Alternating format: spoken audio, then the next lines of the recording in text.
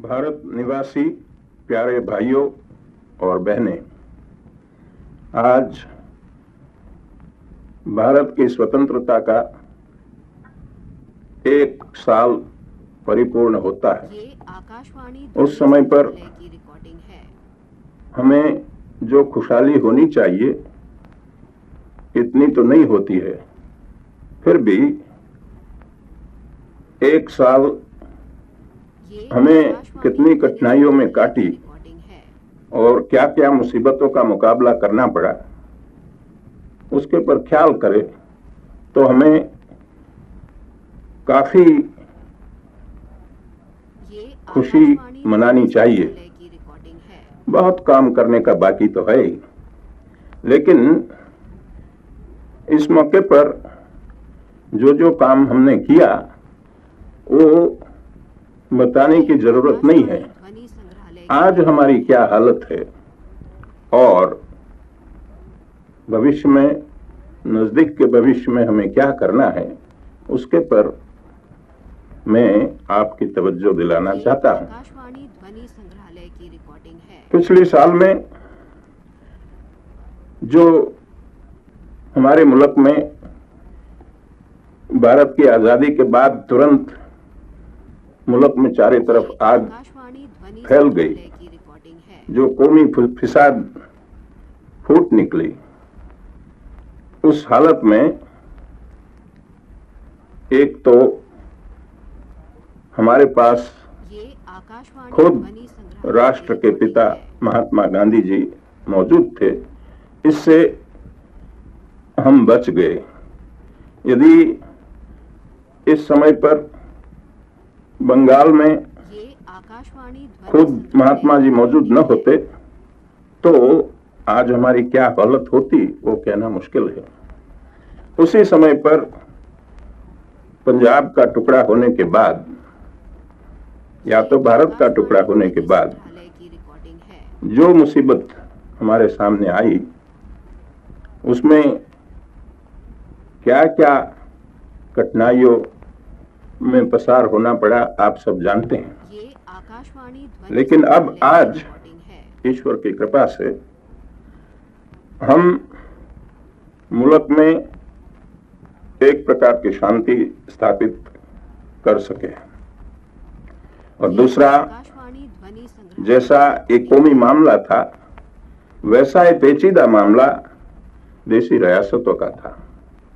जब सार्वभौम सत्ता हिंदुस्तान में से अपना बिस्तरा लपेट के चली और जब उसने ऐलान किया कि इधर पैरामाउंट से खत्म होती है, उस समय पर मुल्क में क्या होगा और मुल्क एक रहेगा या तो उसका टुकड़ा टुकड़ा हो जाएगा, उस बारे में बहुत लोगों का अलग अलग ख्याल था और बहुत लोग चिंता में गिरे थे। लेकिन जो राजा महाराजाओं थे उसमें से बहुतों ने काफी स्वदेशाभिमान बताया और भारत की सरकार को साथ दिया। उसके लिए मैं आज इन लोगों को धन्यवाद देना चाहता हूं और मैं कहना चाहता हूं कि उनकी मदद से आज मुल्क में जो एकता हुई है वो सैकड़ों साल पहले कभी नहीं थी। इतनी एकता हमने बनाई है। तो हिंदुस्तान का टुकड़ा होते हुए भी भारत आज एक बहुत बड़ा मुल्क, और जो काम हमें करना है वो काम हम करें तो सारी दुनिया में हिंदुस्तान जो अपना योग्य स्थान है वो ले सकता है। और मुझे विश्वास है कि इस रास्ते पर जो रास्ता गांधी जी ने हमको बताया है उसी पर हम चलेंगे तो हमारी जगह सारी दुनिया में बहुत ऊंची होगी। अब हमारा प्रथम कर्तव्य जो हिंदुस्तान में शांति रखने का या शांति स्थापित करने का था वो ठीक तरह से हुआ है, तो अभी परिपूर्ण नहीं हुआ है, ये हमें मानना पड़ेगा।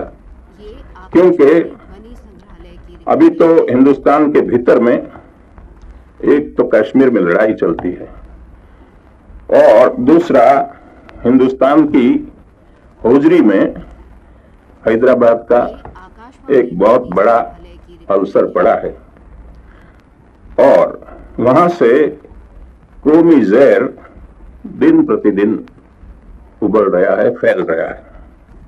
उन दोनों चीज का ये आकाशवाणी फैसला करने की हमारी पूरी कोशिश है और हम उम्मीद रखते हैं और हम विश्वास भी दिलाना चाहते हैं कि जितना जल्दी हो सके इतना हम करेंगे। लेकिन ये तो मुल्क के भीतर की बात है। की रिकॉर्डिंग है। हमारे मुल्क के आसपास जो हालत है उसके पर हमें ख्याल रखना है। चाइना में एक समय पर ऐसी हम उम्मीद रखते थे कि चाइना ध्वनि संग्रहालय सारा एशिया की आगेवानी लेगा, लेकिन वहाँ की जो भीतर की हालत है उससे मालूम पड़ता है कि वहाँ से हमको कोई उम्मीद नहीं है और वहाँ बड़ा दुख है। आकाशवाणी ध्वनि और संग्रहालय की रिकॉर्डिंग चाइना में जो आज हालत हो रही है ऐसी हालत दुनिया में कोई मुल्क की नहीं है। अब उसके पास ये आप देखें ध्वनि संग्रहालय मलाया, की रिकॉर्डिंग है। वहां भी फिसाद हो रही है। इंडो चाइना वहां भी फिसाद हो रही है।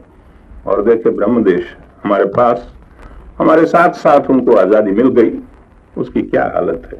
ये आकाशवाणी बड़ी ध्वनि चिंताजनक संग्रहालय हालत की है रिकॉर्डिंग है। और हमारे पास लगोलग पड़ा है और हम देखते हैं कि हमारे मुल्क में उसका चेप फैलने में देर न लगे ऐसी हालत है। इसलिए हमें बड़ी सावधानता की जरूरत है।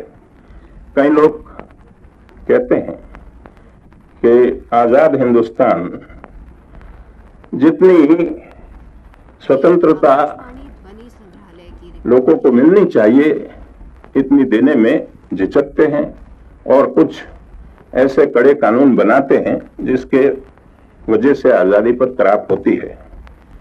हमें कबूल करना पड़ता है आकाशवाणी ध्वनि संग्रहालय कि की रिकॉर्डिंग ये बात कई दर्जे तक सही है, लेकिन आपको ये मानना पड़ेगा कि आजादी जिसने दिलवाई, इनका खून करने में भी हमारे मुल्क में संग्रहालय की रिकॉर्डिंग ऐसे आदमी पड़े हैं कि जिसको संकोच नहीं हुआ, शर्म नहीं हुई।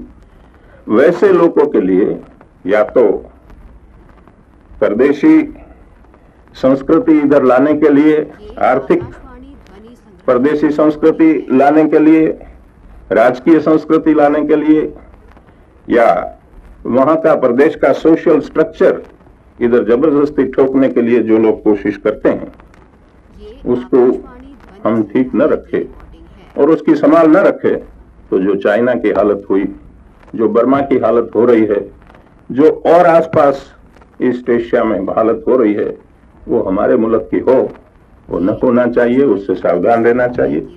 इसलिए पहला हमारा कर्तव्य हिंदुस्तान की स्थिरता संभालना, और उसमें हम गलती करें तो हम आगे बढ़ ही नहीं सकते हैं। इसलिए एक तो हमारा मजबूत आकाशवाणी ध्वनि एक मध्यस्थ संग्रहालय की रिकॉर्डिंग है। सरकार और दूसरा हमारा मजबूत फौजी इंतजाम।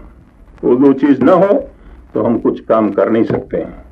इसलिए ये यदि मजबूत फौज रखनी हो तो उसके लिए जितना आर्थिक बंदोबस्त करना चाहिए, जितनी इंडस्ट्री चाहिए, जितना उद्योग चाहिए, ये सब चाहिए, खाना पीना चाहिए, ये सब चीज चाहिए, तो हमें मुल्क में हर आदमी का साथ चाहिए। तो मैं इस मौके पर हिंदुस्तान की जनता को हृदय से अपील करता हूं कि आपको भारत की सरकार को जितना साथ देने की ताकत हो वो सब दिल से देना।